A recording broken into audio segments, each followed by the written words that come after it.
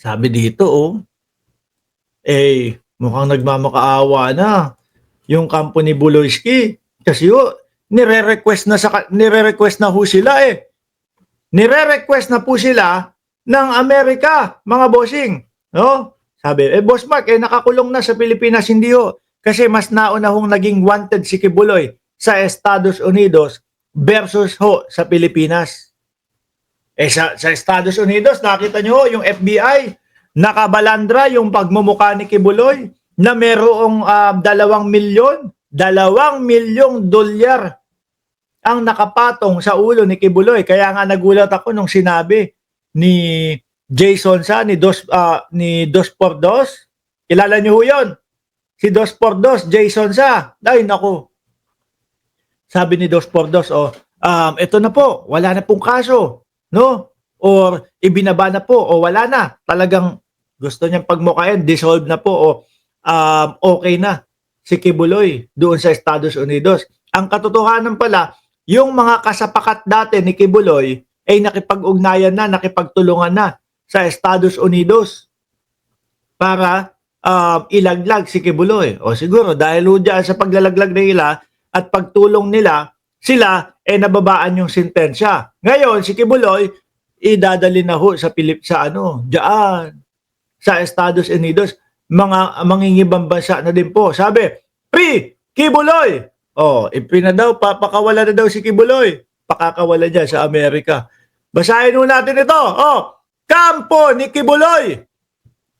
Umapila sa Marcos administration na hayaan ang Korteng Korte Suprema? Korte Suprema na naman? Hayaan ang Korteng magpasya sa kanya ang kaso kasunod ng extradition request ng US.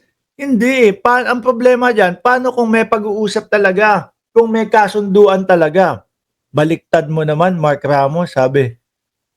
Ano ba? Ano ba yan? Baliktad mo naman. Kibuloy, Hindi ko tindihan, Orion Castillo.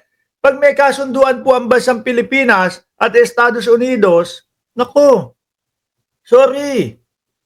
Talagang dadalhin si Kibuloy niyan. No? Sana mabasura ang kaso ni Pastor Kibuloy. Mababasura yan.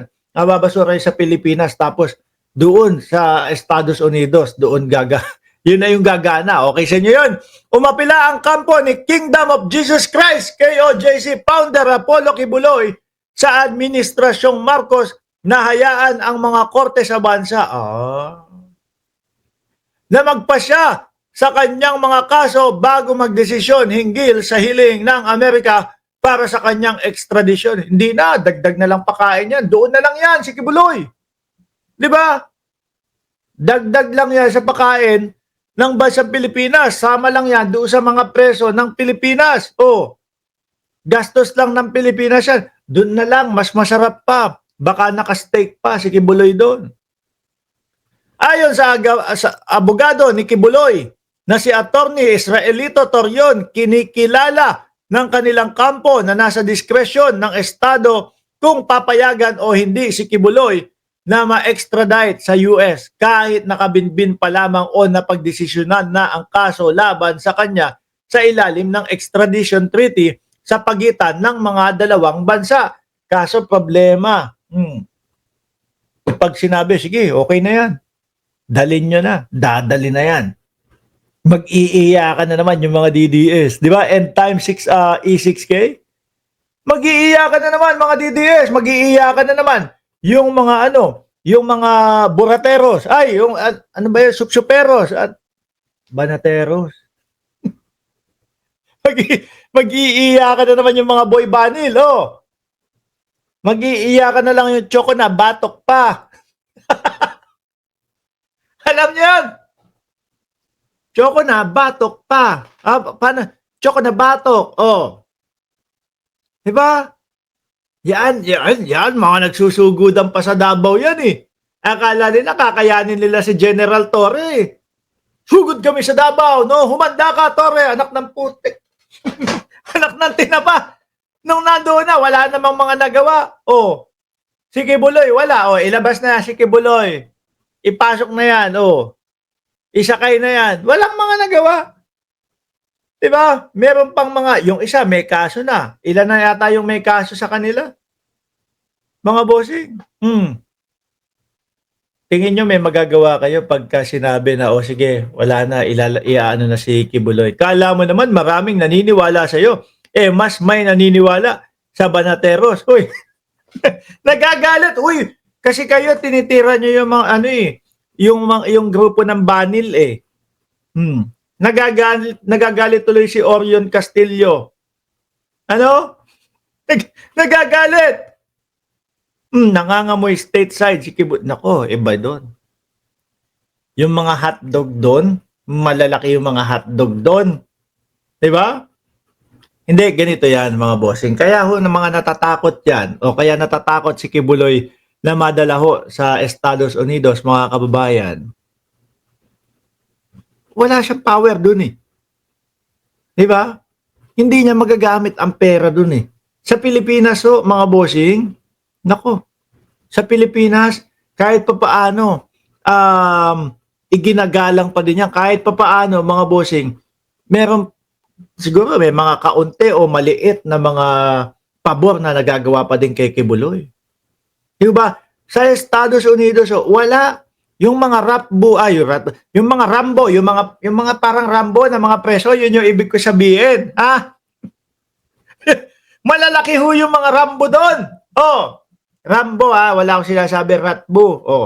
Kasi iniisip nyo ipapasak sa wet packs ni Kibuloy. Wala tayong ganon. Malalaki doon. Siguro yun yung kinatatakutan ni Buloyski. Tsaka kung ano ang batas doon, yun ang susundin niya. Baka sa Pilipinas, kahit papaano, may konting pabor na naibibigay kay Buloyski. Di ba?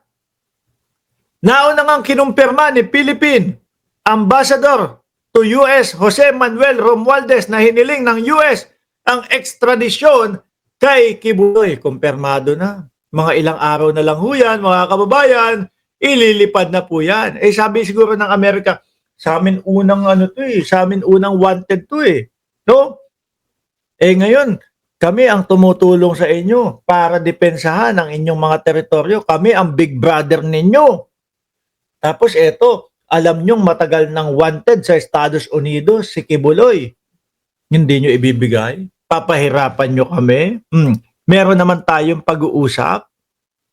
Di ba? Hawak na aniya ng DOJ ang mga dokumento o ebidensya para sa extradition request simula pa noong Hunyo. Subalit ayon naman kay Attorney Torion, nakatakda pa lamang nilang matanggap ang mga dokumento may kaugnayan sa extradition request sa US o ng US. Naalala nyo ho, binlag ko ho ito, mga kababayan. At ang sabi natin naku, hindi natatagal ang panahon at madadala na din yan at papupuntahin na din niya si Kibuloy sa US. Ito na nga ho yun. At nakikita ko dito, 100% ho ito madadala, mga bossing. Huwag nyong i-hide si Orion Castillo. Hayaan mo siyang magmukhang tanga. Sa mga sinasabi kay Mark, sa mga comment niya.